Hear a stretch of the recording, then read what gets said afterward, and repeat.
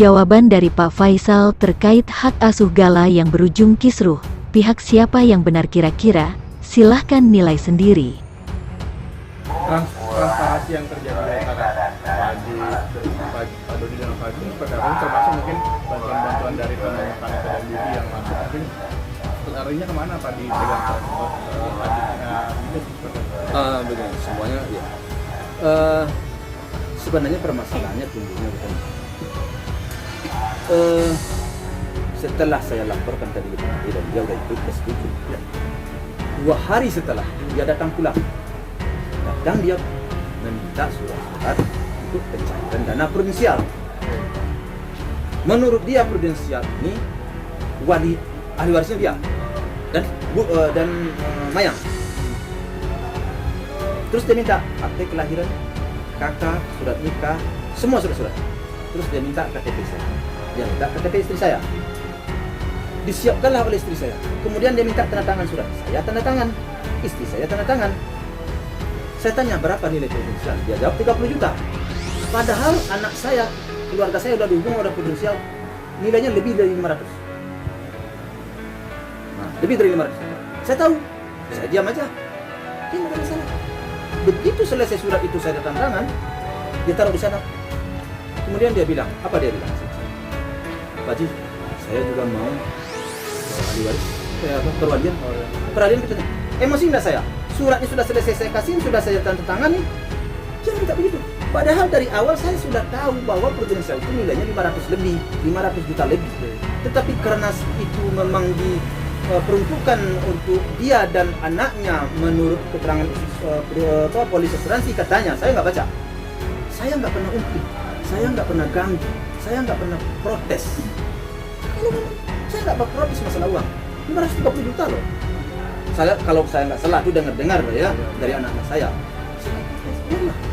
Biarlah, salah bagi saya. Tapi ya, yang jelas hak perwalian karena dia sudah setuju, saya nggak ingin bermasalah. Ya udah, anak aja saya pun ada masalah. Itu 530 kan udah dapat. Saya nggak tahu saya bermasalah. Bertanya sama dia, saya ribut-ribut sama dia. Dari awal saya udah tahu tuh. Dari awal dia anak saya dia apa udah saya keluarga saya udah dihubungi. Ada orang yang menghubungi. Saya diam aja. Jadi berlanjut itu setelah saya tanda surat, dia bilang saya juga mau hak perwalian. Nah, ya emosi lah saya dong. Surat sudah dilengkapi, sudah saya tanda tangan, dia bilang dia mau hak perwalian. Ya, siapa yang nggak emosi? Oke. Merasa dikecoh nggak kira-kira? Iya. Kan merasa dikecoh saya kan. Saya bilang, kok begitu Pak Dodi? Kemarin Pak Dodi ACC perwalian ke saya. Sekarang kok Pak Dodi mau juga perwalian? Terus apa namanya ini Pak Dodi? Kemarin iya, sekarang enggak. Bolak balik dong Pak Dodi. Saya udah capek nih Pak Dodi. Saya bilang begitu. Capek saya. Pikiran saya lagi stres. Anak sayang saya ini bilang saya. Anak yang sayang beragam. Dan sudah saya didik anak saya dengan anak Pak Dodi. Saya bilang begitu. Udah mulai jadi orang. Sikap dan tingkahnya udah mulai berubah. Sekarang Pak Dodi begini lagi ke saya. Capek dong saya Pak Dodi. Kamu nggak mengerti perasaan saya. Ini saya udah jor-joran buat membantu anak saya dengan anak Pak Dodi ini agar menjadi orang. Alhamdulillah sekarang sama Pak Dodi udah baik.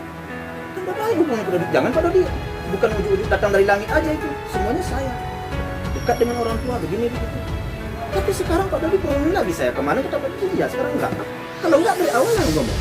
Jadi saya nggak capek ke pengadilan segala macam. Sekarang saya merasa dibohongin. Surat sudah saya tangan. Saya ngomong begitu. Ya, kita sama-sama pelindung lah katanya. Sama-sama kita pikir lah. Apa juga yang manggil mau dipikir? Dia udah menang. Dia sudah berpikir. Dia surat sudah saya tangan kan? Udah dapat. Saya merasa dicurang. Dicurangin. Nah, situlah dari permasalahan. Jadi sekarang dia kan berbohong dia.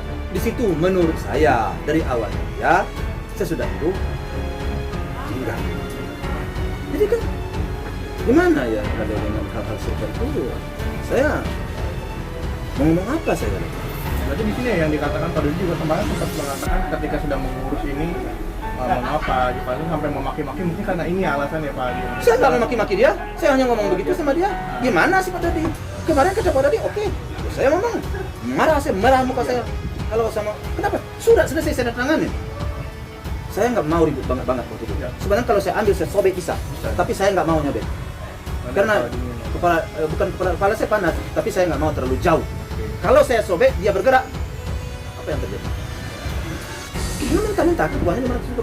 Saya nggak ada masalah, ambillah duit. Kalau memang menyediakan ente kan begitu istilahnya. Tapi saya selesai ditandatangani, dia bilang perwalian lagi. Ya saya bilang, berarti Pak Dodi mau semuanya dong.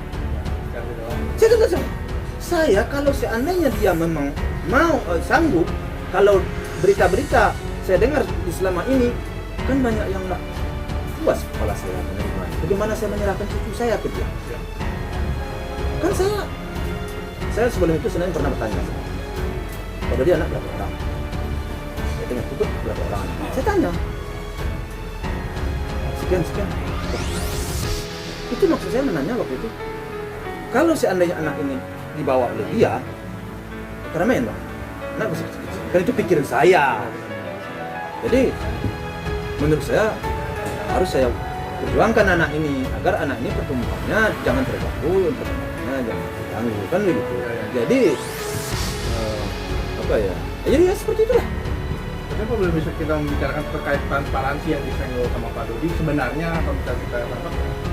Itu dari pihak sana sebenarnya tidak ada transparansi gitu. Saya nggak mau sebenarnya buat hal itu.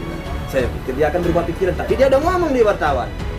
Ya. Uang 530 juta loh. Sekarang asuransi yang ada nih, asuransi yang ada, kalau dinilai satu 113 juta, satu 20 juta, satu 500 juta 18 tahun umurnya baru dia ada keluar.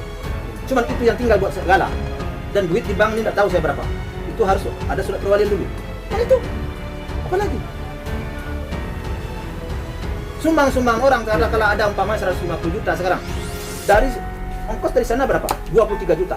Kuburan berapa? 28 juta. Tenda berapa? Kan banyak yang saya bayar. Katakanlah habis separuh, tinggal umpamanya separuh. Apa uang itu harus dipermasalahkan dengan saya membantu anak, membesarkan anak, mendidik anak selama ini dengan jor-joran saya, duit saya. Kalau dia kaji rumah itu sekarang, itu duit saya tuh yang membayar kontrak itu separuh. Tapi saya nggak mau nyebut selama ini, saya diam. Yang ditinggali Pak Sadami. Iya. Nah, tapi nggak mau saya. Waktu itu si Pebi bilang, Pak, udah dapat rumah Pak, tapi terlalu mahal. Berapa? Dia minta orang itu 70 setahun. Dia harus 2 tahun, 140. Bibi kan nggak banyak Pak, adanya cuma segitu. Kalau saya bayar dengan apa Pak? Tenang kau, nanti saya bantu. Saya bantu. Belum sebulan di situ, dapat kejadian masalah. Tahu nggak kamu masalah di Jakarta Barat? 300 juta saya beri duit sama dia tuh. Duit cash saya kasihin sama dia. Belum ada kelihatan ganti dari mana-mana waktu itu. Saya kasih duit 300 juta sama dia nih. Agar kasus semua selesai, bayar pengacara.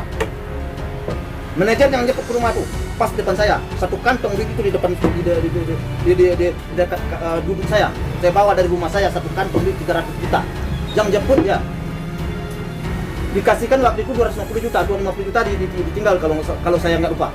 Yang jemput manajer waktu itu untuk agar kasus ini bisa diselesaikan. Kan jelas kan? Si Dodi kemana dia? Tapi Tuhan memang berpihak ke anak saya, nggak lama setelah itu dia dapat ganti. Dapat dari banning oleh dia. Memang manajer juga yang membantu kalau nggak salah saya untuk mengusahakan dia dapat endorse. Ambasador apa namanya, saya nggak ngerti. Jadi ganti duit saya. Tapi kan nggak sampai di situ aja.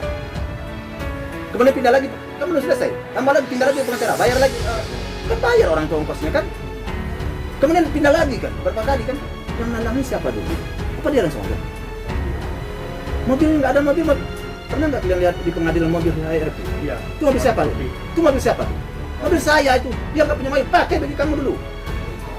Itu mobil saya itu. Jadi saya bantu anaknya jor-joran. Makanya saya bilang, kalau seandainya Pak Dodi ini tak pernah bertanya kepada anaknya, bagaimana sikap mertuanya kepada dia? Malu dia menanyakan harta ini, malu dia minta awal waris. Tapi dia mungkin nggak pernah bertanya kali ya kepada anaknya, gimana sikap mertua kamu? Bagaimana mertua kamu terhadap kamu? Kalau seandainya dia pernah bertanya, dia nggak bakal sampai hati menurut saya. Tapi sayang mungkin selama ini dia nggak pernah bertanya-tanya kepada anaknya bagaimana sikap mertuanya itu terhadap anaknya itu. Kalau gelap mata gitu. Gelap mata, saya nggak ngerti ya. Kenapa? Kok jauh berubah anak saya? Kan kalau kita berubah sikap anak kita, pasti kita pertanyakan dong. Udah baik kok baik kan? Kok tiba-tiba baik kan sama kita, baik kan sama anak, berkirim duit. Kan dia sendiri ngakui. Kan ngirim duit kepada adiknya kan? Ya. Itu siapa belakang? Kalau kamu dapat duit, bantu adik kamu. Bantu papa kamu. Sayangin dia. Untuk apa hidup ini nak? Kita harus keluarga terus damai nak. Orang tua itu bumi langit bagi saya. Kalau bagi saya bilang begitu kepada anaknya, kepada Pebi anak saya. Alhamdulillah udah berubah. Tapi sekarang apa yang saya dapatkan? Semuanya itu. Dia balasan dari dia. Apa ini? Dia minta lagi anaknya. Aduh. Terima kasih mana? Jadi sayang sih, bukan sayang, berarti selama ini dia nggak pernah datang ke anaknya dan menanya-nanyakan sikap saya terhadap anaknya. Kan seharusnya kita pelajarkan, kita pelajari kan bagaimana mertua anak kita itu terhadap anak. Kasar kek, lembut kek, loyal kek, dibantu kek, kan begitu. Selaku orang tua yang baik, bukan kita datang ke situ, kredit motor saya beli motor saya nggak lunas, bukan begitu. Buat dong beliin saya HP, bukan begitu. Tanya, bagaimana kehidupan kau? Siapa yang bantu kau? Mana kau dapat duit? Halal nggak duit kau dapat? Haram nggak duit kau dapat? Kan harus begitu, harus jelas sepertinya dong hidup ini. Jangan asal-asal aja. Anak itu sampai mati tanggung jawab orang tua yang tahu. Walaupun dia bisa cari duit, secara moral, akhlak dan budi pekertinya adalah tanggung jawab orang tua. Itu perlu itu. Jadi saya tetap itu. Anak tetap anak sampai kapanpun. Tetap anak saya. Anak saya didik sebenarnya masalah.